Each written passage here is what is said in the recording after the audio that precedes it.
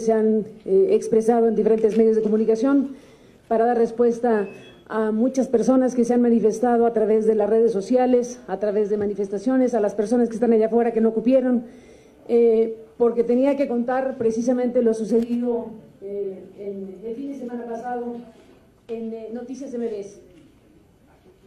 Dicho lo cual, pues me permitiré dar lectura a este escrito para asumir una postura pública sobre mi despedida del noticiero matutino de Noticias MBS ocurrida este fin de semana. Sé que les va a parecer paradójico, pero lo van a entender al final. Ojalá que al final de la lectura pues no quedara alguna interrogante abierta, y si lo hubiera, pues hablar.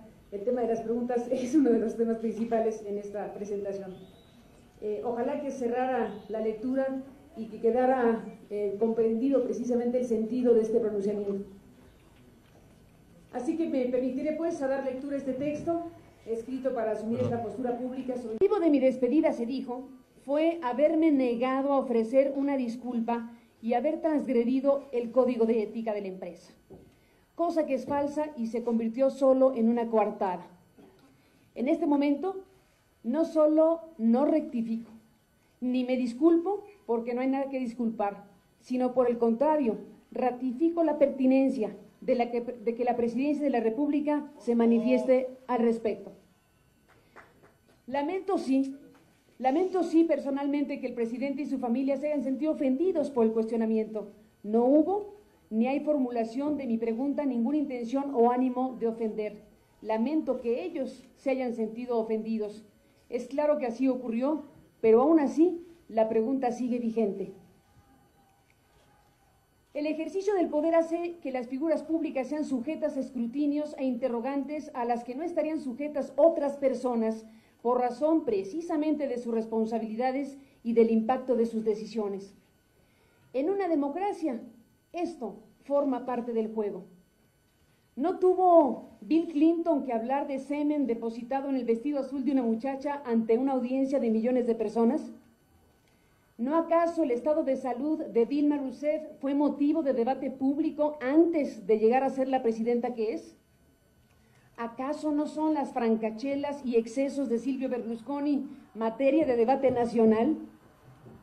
¿Por qué en México los empresarios de los medios pueden ser sometidos a presiones indebidas para que silencien a los comunicadores? ¿Por qué la sociedad mexicana se tiene que conformar con una sola visión de las cosas? ¿Por qué fatalmente tenemos que vivir con la existencia de un duopolio televisivo que no solo envilece las pantallas con programas denigrantes y nocivos como los de reciente estreno, sino que es ya en sí mismo un poder que ha dañado la vida democrática nacional? ¿Por qué México está entrampado en una espiral de degradación e infamia sin que hagamos nada al respecto? ¿Por qué, como dicen los firmantes de una de las cartas de protesta publicadas en estos días, seguimos dejándonos conducir de esta manera al país? ¿Qué clase de democracia es esta? Que por un comentario editorial que irritó al gobernante, se le corta la cabeza a quien opinó. ¿Por qué desde el poder político pueden llevar las cosas al extremo, escalando el conflicto deliberadamente hasta lograr hacer las cosas imposibles, tanto al empresario como a la periodista, ocasionando la ruptura? La pregunta es, ¿cómo es que pudieron elevar desde Los Pinos el grado de exigencia, pidiendo casi la humillación por un hecho absolutamente sobredimensionado? ¿Cómo es que un empresario a quien tenemos por decente lo llevaron a comportarse de esa manera? ¿Cómo pudieron lograr que se sintiera obligado a tal punto como para exigirme la lectura de una carta, obviamente no escrita por mí, en términos que me eran ajenos y por supuesto no empataban con lo que dictaba mi conciencia, para satisfacer la ira presidencial? Una exigencia de la lectura indigna de esta carta que quien me la formuló sabía de antemano que yo rechazaría. Se llegó a ese extremo por el grado de vulnerabilidad en la que quedan quienes tienen negocios o concesiones en el mundo de las telecomunicaciones y los medios de comunicación en México. Ese es el tema verdadero. En este caso hay un conjunto de concesiones en juego y la resolución final sobre lo que pase con ellas se encuentra en el cajón del presidente. Lo que debería ser técnico, jurídico y legal, en la realidad es un asunto político y discrecional. La aprobación que ha pasado ya por todos los filtros legales y técnicos para tomarse está sujeta a la venia final del presidente, y ni siquiera a la venia final del presidente, sino a la venia final de quien a su vez presiona al presidente.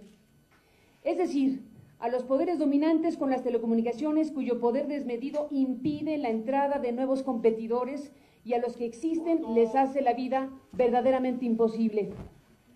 Persiste a nuestros días un elemento que condiciona y distorsiona la relación de los medios con el gobierno, que es esta discrecionalidad política en la toma de decisiones en materia de refrendo y otorgamiento de concesiones en el ámbito de las telecomunicaciones. Es esta una de las razones fundamentales por las cuales en México no se despliega a plenitud un derecho fundamental como el de la libertad de expresión. Asuntos que deberían resolverse con la mayor certidumbre jurídica en materia de plazos, planes de cobertura, planes de negocios y de inversión, terminan siendo asuntos de decisión política y no de las áreas técnicas en la materia. Es el caso de las concesiones que en la banda del 2.5 GHz tienen varios operadores en el país, del que MBS Comunicaciones posee la mayoría de ellas. No obstante haber ya desahogado todos los requerimientos técnicos en materia de competencia y de la opinión favorable de algunos comisionados de la COFETEL y de la opinión favorable de la COFECO y de tener a la espera con riesgo de perderlas cantidades millonarias de inversionistas nacionales y extranjeros, a pesar de tener todo en regla y un mercado demandante, indebidamente, inexplicablemente, la decisión se ha retrasado por 5 años. Teniendo todo en regla, no hay razón técnica, tecnológica, jurídica ni económica que hoy no esté suficientemente satisfecha. La única razón que hoy impide a MBS Comunicaciones desplegar una red nacional de ancho de banda para Internet que compita con los grandes conglomerados es total y absolutamente política. Porque se coloca con una espada de Damocles en la vieja tesis autoritaria de la zanahoria y el garrote. Te portas bien, te refrendo la concesión. Te portas mal, la detengo o te la niego.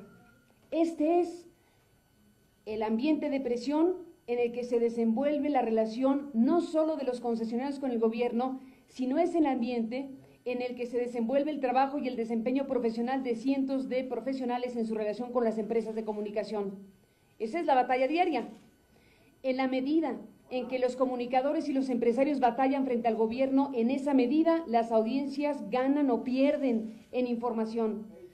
Lo más grotesco y paradójico de esta realidad es que los que más se benefician de esta herencia del viejo régimen son los grandes monopolios, que ahora son capaces de mantener este diseño para evitar a los nuevos competidores. Y aquí aparece de nueva cuenta la enorme responsabilidad de un poder legislativo que ha preferido el mantenimiento de las reglas no escritas en lugar de una legislación moderna que dé certidumbre jurídica a los empresarios, tutele los derechos de los periodistas y garantice el derecho a la información de todos los ciudadanos. Agradezco, por cierto, desde aquí el debate de ayer y los pronunciamientos desde el Congreso que se hicieron por parte de los legisladores sobre el caso de nuestra despedida de MBS Noticias. Sin embargo, no sirve de mucho a la democratización de los medios de comunicación condenar la censura por un hecho como este, si al mismo tiempo se coexiste con leyes que podrían y deberían ser modificadas en beneficio de la población y no de unos cuantos. Sobre este ambiente de presión del gobierno hacia algunas empresas de comunicación actúa un fenómeno aún más grave que el antiguo control estatal sobre los medios. Se trata del debilitamiento del Estado y de sus instituciones por virtud de una supeditación política que parte desde la Presidencia de la República, atraviesa las cámaras del Congreso, amplias franjas del Poder Judicial, órganos reguladores a manos de los nuevos poderes informales o fácticos que han logrado imponer su lógica de chantaje e intimidación, porque eso es lo que es. Que los ha llevado a niveles de audacia y en un cálculo de poder para sustituir, por lo menos parcialmente, a los poderes de la República. Ahí está, por ejemplo, una telebancada.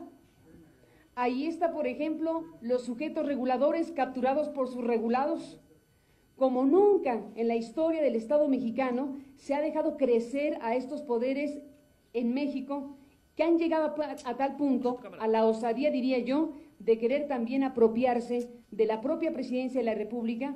De otra manera, no se explicaría la multimillonaria inversión que han hecho de construirle una candidatura presidencial al gobernador mexiquense.